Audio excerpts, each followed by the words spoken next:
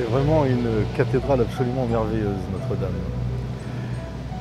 Bonjour, je m'appelle Marc Cohen, je suis ingénieur physicien et chercheur indépendant dans les énergies. J'aurais voulu m'attarder devant ce monument parce que c'est quelque chose d'absolument remarquable de savoir qu'un monument peut inspirer des énergies comme l'amour. En fait, Notre-Dame est un lieu absolument magnifique et qui m'a toujours bercé de beaucoup d'émotions et de sentiments. On m'a souvent demandé si l'amour était une énergie ou un sentiment. Je pense en fait que l'amour, c'est les deux. L'amour est une énergie qui vient d'un endroit dont on pourrait bien entendu disserter, pas forcément facile à définir, on n'est que dans une condition humaine évidemment, mais qui procure dans le fond de l'iniquité, c'est-à-dire le mal dans l'homme, une explosion fulgurante et qui disloque ce mal. En fait, je pense que l'amour, qui n'est pas forcément l'énergie du bien, c'est une énergie totalement universelle qui englobe le bien et le mal, est une énergie qui se propage sans vitesse puisqu'elle est partout. Elle a la particularité d'être en moi, en toi et au fin fond de l'univers en même temps. Elle a la particularité de propager le bien et le mal dans une unité qui n'est ni bien ni mal, qui est tout simplement. Et lorsque je regarde cette cathédrale, je ne peux pas m'empêcher de m'identifier à notamment ceux qui l'ont fabriquée, qui l'ont conçue, et ceux qui l'ont agencée, améliorée, agrémentée. Et je me dis que tous ces gens-là ont eu une émotion. Mais pour avoir une émotion et pour faire une œuvre aussi parfaite, il a fallu l'aimer. Et je pense que l'amour, quelque part, revêt un aspect particulièrement enveloppant dans l'esprit des gens qui sont concernés par le sujet. Voilà. Donc je crois que de toute manière, en ce qui concerne ce genre d'énergie, inévitablement on a un sentiment qui se propage. Donc est-ce que l'amour est un sentiment ou une énergie? À l'évidence, c'est les deux. Pourquoi? Parce que je ne peux pas considérer que je ne sois autre chose que de l'énergie. Mais je suis une énergie qui a un sens. Comment je le sais? Parce que j'y réfléchis. Et lorsque je réfléchis, je me dis, est-ce que ma vie a un sens? Je pense que oui. Pourquoi je pense que oui? Parce que je vois autour de moi l'écoulement des choses. Je suis dans une espèce de condition temporelle. Mon ami Bobola dit qu'il y a plusieurs temps. Il n'y a pas qu'un temps, il y en a plusieurs. Il n'a pas tort. Évidemment, il n'a pas tort. Mais je vais agrémenter ce qu'il a dit. Voilà un fleuve, la Seine, et ce fleuve est contingenté par deux rives. Celle-ci, sur laquelle nous sommes, et celle-là de l'autre côté. S'il n'y avait pas ces deux rives, le fleuve ne s'écoulerait pas. Il se répandrait, il se déliterait, il ne serait plus un fleuve, mais une flaque d'eau, tout simplement. Le fleuve a un sens. S'il a un sens, c'est parce qu'il est bordé par deux rives. Ma vie a un sens. Si ma vie est comparable à un fleuve, je suis la première rive et tu es la seconde. En te parlant, en regardant les choses, en vivant dans un univers autour de moi, j'objective la deuxième rive et je donne un sens à ma vie qui s'écoule. Et cet écoulement, c'est le temps qui passe. Donc le temps peut passer agréablement ou désagréablement en fonction de ce que l'on en pense et des rapports que l'on a avec l'autre. Lorsque nous regardons ce fleuve, on remarque par exemple qu'il y a un pont là-bas, qu'il y a un pont de l'autre côté. Le pont, c'est ce qui permet de passer d'une rive à l'autre. Alors qu'est-ce qui pourrait me permettre de passer de moi à toi, ou de moi à cet arbre, ou de moi à cette cathédrale, alors qu'il y a un fleuve entre nous deux? La preuve, entre les deux rives, il y a un fleuve. Eh bien, c'est tout simplement l'amour. L'amour est le pont qui permet de passer de moi à toi, de moi à l'arbre, de moi à la cathédrale, et de moi à l'autre bout de l'univers. Et pour ce faire, je n'ai pas besoin d'autre chose que d'aimer, c'est-à-dire de dispenser une énergie qui est contenue dans tout l'univers et d'abord et avant tout en moi, puisqu'elle vient d'un point zéro. l'ultime point zéro, duquel découlent toutes les énergies, et desquelles on en a fait évidemment des théories sur les énergies libres. L'énergie libre, c'est une énergie résiduelle à une production faite avec un minimum d'énergie et dans une machine qui consommerait beaucoup moins d'énergie qu'elle n'en produirait. Eh bien, le corps humain, c'est la plus belle machine qui soit à énergie libre. La preuve, je me meus, je bouge, depuis le matin quand je me lève jusqu'au soir quand je me couche, inévitablement je parle, je bouge, je transcende, je fabrique. Eh bien, l'énergie que je dépense pour le faire est beaucoup moins grande que ce que je produis. D'ailleurs, cette énergie, d'où vient-elle? Où est la pile dans l'homme qui lui permet précisément de se mouvoir autant et de fabriquer autant de choses? En d'autres termes, d'être aussi transcendant. Nous avons donc là l'évidence d'une machine qui va fabriquer beaucoup d'énergie avec, franchement, très peu d'énergie.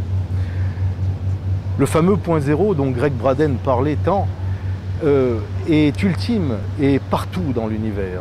L'univers n'est rien d'autre qu'un point qui se déplace à une vitesse fulgurante, une vitesse infinie avec une énergie infinie. Et ce point en question, il est d'abord et avant tout en nous.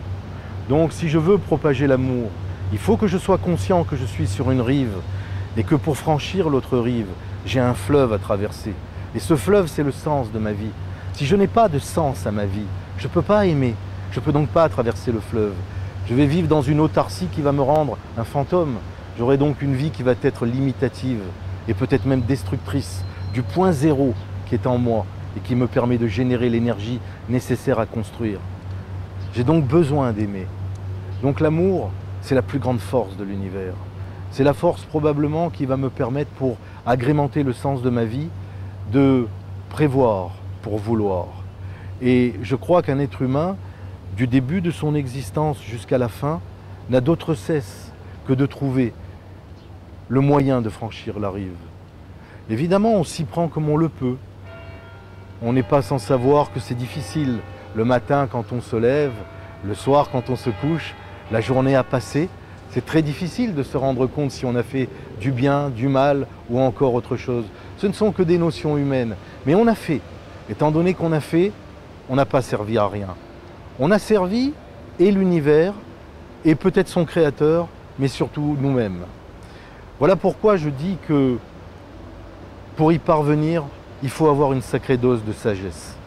Qu'est-ce qui pourrait précisément enlever la sagesse innée de l'être humain? Pour y parvenir, il faut comprendre pourquoi l'être humain est né et comment il est né. Il est né dans une matrice, il est né dans un col de l'utérus. Il a commencé à se produire dans une cathédrale. Voici une cathédrale derrière moi. Et cette cathédrale, comme la cathédrale Notre-Dame, va être une enceinte. Et quand on dit qu'une maman est une enceinte, elle est enceinte, c'est précisément parce que, comme à l'instar d'une cathédrale où il y a la paix, eh bien dans le ventre de la maman il y a la paix et il y a toutes les conditions pour que l'enfant germe, grandisse et devienne un petit bébé. Le problème, c'est que lorsqu'il sort, il est traumatisé. Et ce traumatisme démarre avec un oubli de son identité profonde et un oubli de franchement ce qu'il peut et ce qu'il ne peut pas. Il va donc être dans la confusion du genre je peux pas, je sais pas.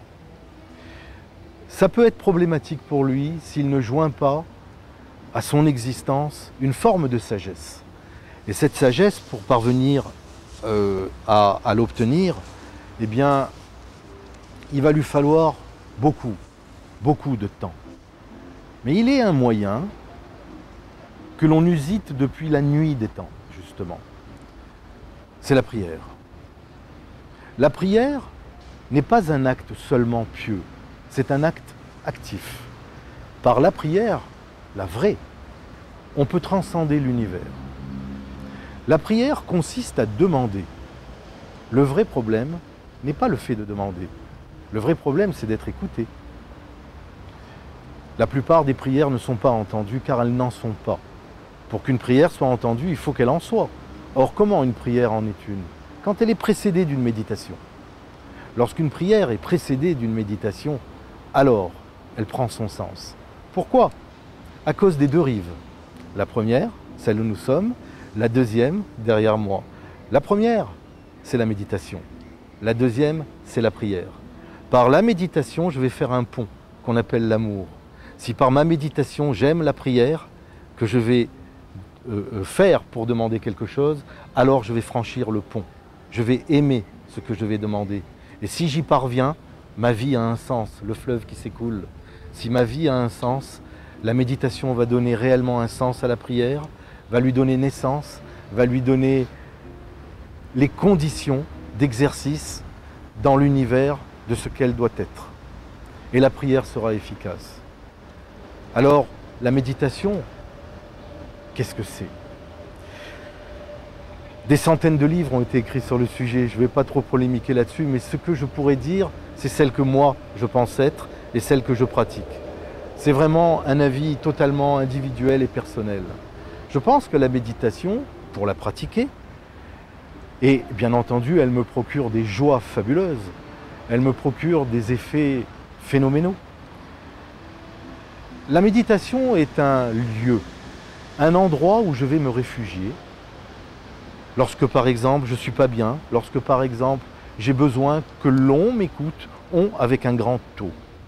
Et pour y parvenir, je vais reculer les limites de moi-même.